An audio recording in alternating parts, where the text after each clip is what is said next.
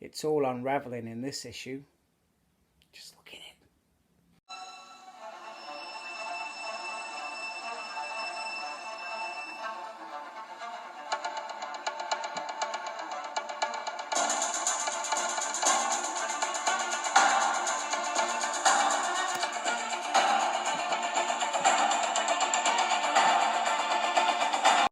Hello and welcome to a Smurd P video, and today we are looking at Powers of X issue 3 of 6.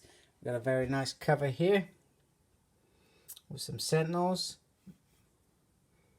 We've got Magic and the other Nightcrawler. I'm still not clear on who that actually is. And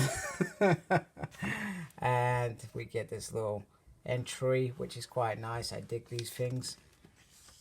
So pretty much we jump into year 100, and we have what seems to be a robot kind of priest preaching to the humans about, you're not going to come out of this, we are the future, we are the evolution.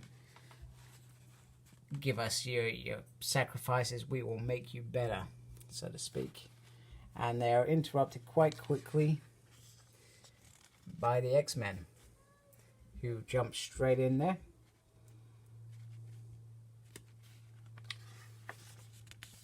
And that's Power of X.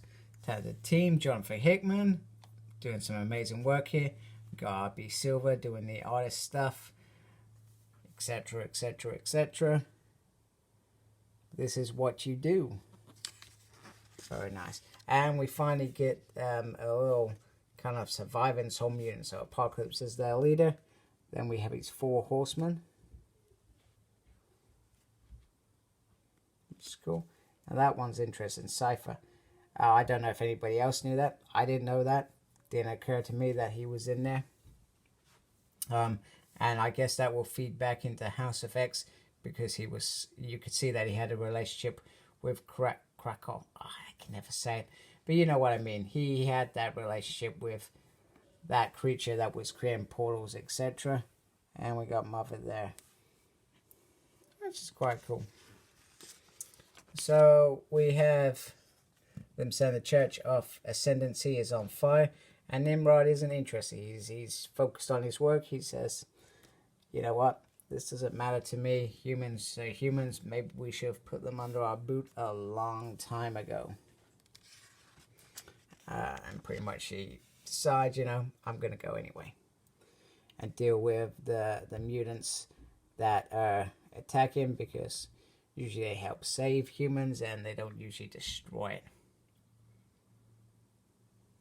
So, and we get this, I can never remember who this is called. It's clearly a relation of Nightcrawler somehow, and they're no longer going to sit being on a pacifist. They've taken a Apocalypse seed, and now they are willing to do what it takes in a suicide mission. Anyway, backup arrives quite quickly, and the priest kind of refers to them as God, and that's why he follows them. So, meanwhile, Apocalypse, Wolverine, and Cypher, Krakow, whatever you want to call it, is looking through the data, and this is how it's kind of, I guess, kind of going to relay back to House of X. We know in House of X, Nimrod is slowly coming alive, and what Wolverine and Apocalypse, etc., are trying to find out is, when did Nimrod come online? And they grab this crystal. However, pretty much Nimrod jumps straight in there, blasting Wolverine almost to smithereens there. Look, his left arm's pretty smashed. Meanwhile, the other X-Men who are creating a distraction are not very much better. However, Zorn is there, and Liliana says, you know what, this guy is a singularity and will pretty much destroy everything here. You want to back off. Pretty much the creature says, no, I'm not interested in backing off. So, well, kaboom. What a way to go. What a suicide mission that was. So, Wolverine's keen to get in there. However, Apocalypse says, you know, take the crystal. You know what to do. Cypher opens up the portal there, and Apocalypse is left. What Apocalypse, you know, we always see him as the bad guy, survivor of the fittest. You know, he's got his own agenda, as pretty much what, you know, trying to keep the Celestials happy and the evolution taking place by doing what he must. But I've got to give him kudos here. Steps up to the plate, knows what needs to happen, and he's the only one who can fight back at this point. Well, I say fight back, you know, it's pretty much an awesome battle here. I say awesome battle, I mean this is awesome.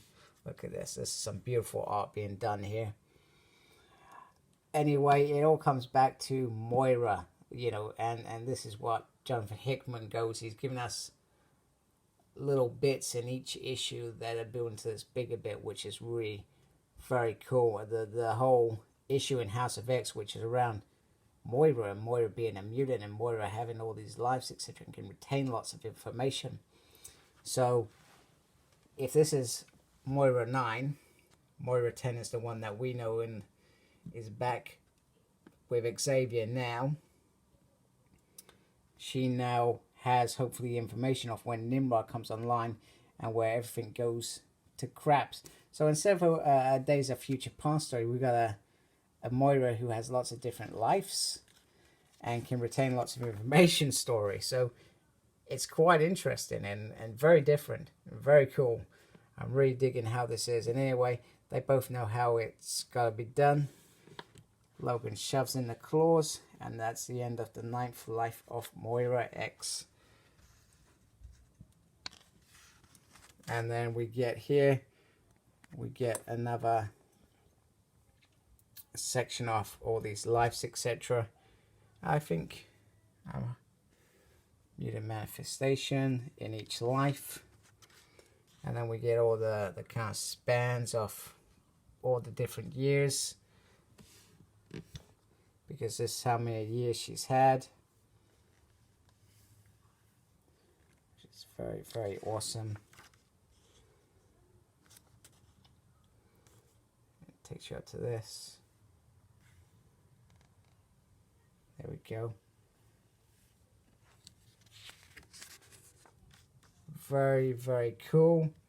Now I'm very excited for House of X3, because I'm hoping that's where this starts picking up there. This story starts integrating with that story, and because it was always sold to us that it's one story but different, if that makes sense, and it all relates to each other. This is the future. Powers of X is the future. House of X is the now. Nimrod is in the now. Nimrod is in the future. Moira is in the now. Moira is in the future. So those all coming together have an impact. So very awesome, very cool, very clever. And I'm even more excited to get the hardback in, I think it's November when it comes out, and read this story as one big whole story in I'm hoping it comes out in chronological order as well, to tell it the way that we're reading it now, with each issue coming out differently. So thank you for watching. Like, comment, subscribe. Follow me on Facebook. My page is SmurredP. Follow me on Twitter at SmurredP, and embrace the geekiness. Take care. Goodbye.